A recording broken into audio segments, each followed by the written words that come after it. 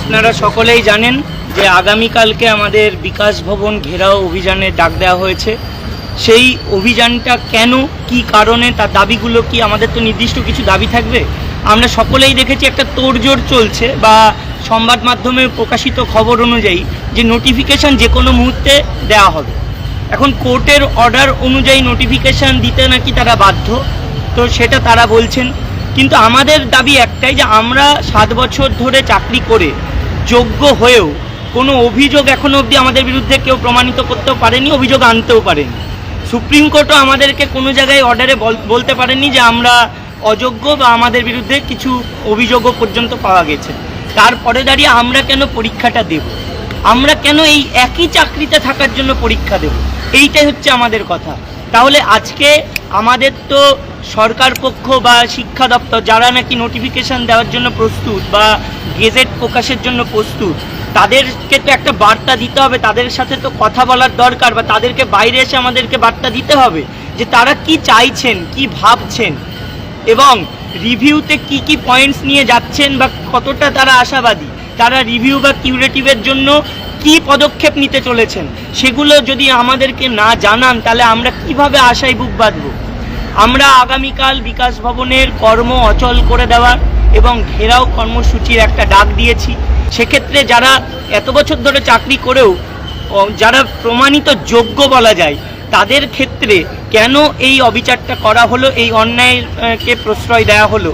আর তাদের যদি এরকমই এখনই বোধোদয় না হয় তাহলে কবে হবে? এখনই উচিত এই শিক্ষা দপ্তর, রাজ্য সরকার বা যারা কমিশন, তাদের এক জায়গায় বসে দিনের পর দিন শুধুমাত্র এই যোগ্যদের কিভাবে বাঁচাবেন, তাদের প্যানেলটা কিভাবে বাঁচাবেন, সেই জিনিসটা নিয়েই আলোচনা করা উচিত এবং সেটাকেই পদক্ষেপ নিয়ে একটা বাস্তবের রূপ দেওয়া উচিত। এই জন্যই সকলের উচিত, আপনারা যেখানেই থাকুন না কেন, মনের মধ্যে ওই যে ভীত সন্ত্রস্ত ব্যাপারটা শুধু ফেসবুক হোয়াটসঅ্যাপে দেখিয়ে লাভ নেই যে আমি ভয় পেয়ে গেছি, আমার ভয় লাগছে, শরীর কাঁপছে, এই সমস্ত জিনিস করে লাভ নেই। যদি এতটাই ভয় থাকে, যদি মনে হয় জীবন জীবিকা বিপন্ন হয়ে গেছে, যদি মনে হয় বাঁচার কোনো আশা দেখতে পাচ্ছেন না, তাহলে সেই ভয়টা নিয়েই এখানে আসুন, ফিল্ডে নামুন, বিকাশ ভবনের এই ঘেরাও কর্মসূচিতে সক্রিয় ভূমিকা গ্রহণ করুন। আর সকলে মিলে আমরা যদি রাস্তায় নেমে আন্দোলন সংগঠিত করি তাহলে সফলতা আসতে বাধ্য। কিন্তু কোথাও গিয়ে যেন নিজেদের মধ্যেই একে অপরে আপনারা লেলিয়ে দিচ্ছেন একে অপরকে, সেই জায়গাটা থেকে বিরত থাকুন। সকলে আসুন, সপরিবারে আসুন, বন্ধু বান্ধবদের নিয়ে আসুন, পারলে আত্মীয় স্বজনদের নিয়ে আসুন, অন্য শিক্ষক শিক্ষিকাদের নিয়ে আসুন, সকলকে নিয়ে এই বিকাশ ভবনের উদ্দেশ্যে রওনা দিন। আগামীকাল সকলে মিলে আমরা এই আন্দোলনটাকে সফল করে তুলব। আর গতকাল থেকে আমাদের কর্মসূচি চলছে। আপনারা একটাই কথা বলবো, মেহবুব বলবে অবশ্যই, তার আগে কালকে যেন প্রত্যেককে এখানে পায়, কেউ বাড়িতে বসে থাকবেন না। যদি মনে হয় আপনারা পরীক্ষা দিতে প্রস্তুত তাহলে বাড়িতে থাকুন, আর যদি মনে হয় না, যে চাকরিতে এত বছর চাকরি করেছি, যোগ্য হয়েছি, আমার বিরুদ্ধে কোনো অভিযোগ পর্যন্ত সুপ্রিম কোর্টও আনতে পারেনি, সেখানে দাঁড়িয়ে যদি পরীক্ষা ওই একই চাকরির জন্য পরীক্ষা দিতে না চান, তাহলে কালকে সকলকে এখানে আসতেই হবে। যা বলার মোটামুটি বলা হয়ে গেছে। আমি শুধু একটা কথাই বলবো, এখানে যারা আমরা বুক বেঁধে পড়ে আছি, সরকারকে বিশ্বাস করে বা আমরা খুব নিরাপদ জায়গায় আছি এটা ভেবে আমরা পড়ে নেই। আপনারা যারা বাড়িতে বসে আছেন তারা ভাবছেন হয়তো আপনার চাকরিটা এখনও যায়নি, আপনারা যে শিক্ষক সেই সেন্টিমেন্টটা এখনও বোধহয় সরিয়ে উঠতে পারেননি।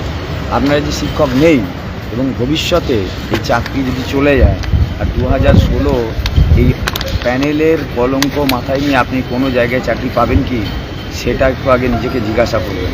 প্রত্যেকটা দপ্তরে আপনার কি হ্যারাসমেন্ট হবে, সেটা মাথায় রেখে মনে রেখে আবার এই কাজটা করবেন যদি বাড়িতে বসে থাকেন। এই গরম, এই রোদ্দুর, এইসব যে বলছেন অনেকে, এই রোদ্দুরের মধ্যে ওখানে যাওয়া যায় ইত্যাদি ইত্যাদি, বোধহয় আমাদের কি শুধুমাত্র গন্ডারের চামড়া, আর বাকি এটা ভাববেন না। সুতরাং যদি মনে করেন যে একটা চাকরির জন্য দ্বিতীয়বার আবার পরীক্ষা দিয়ে আপনি আবার পুনরায় আসবেন, এই কনফিডেন্স যদি আপনার থাকে, তাহলে ঠিক আছে, আমরা আর বেশি প্রশ্ন করব না। আর যদি মনে করেন না, প্রয়োজন নেই, আমরা পরীক্ষা দেবো না, কীভাবে সরকার আমাদের পুনর্বহাল করবে সেটা সরকার বুঝুক, তাহলে অবশ্যই সক্রিয় অংশগ্রহণ করুন। ভিতরে ভিতরে গভীরতার শিকড় অনেক দূর পর্যন্ত পৌঁছে গিয়েছে, যুদ্ধ প্রায় থেমে গিয়েছে, আর আমাদের বাধা রইল না। ফলে আর এই অবস্থান আর আন্দোলন হবে না। আজকে 15 তারিখ দিয়ে শুরু হবে, 16 তারিখে পর 15 তারিখে ঘেরাওয়ের পর সরকার আমাদের অন্য একটা রূপ দেখবে, এটা আমরা বলে দিলাম। আর আপনারা যদি সেই কাজে, সেই আন্দোলনে যদি অংশগ্রহণ না করুন, তাহলে কখনোই আর আমাদের চাকরি ফেরার সম্ভাবনা থাকবে না।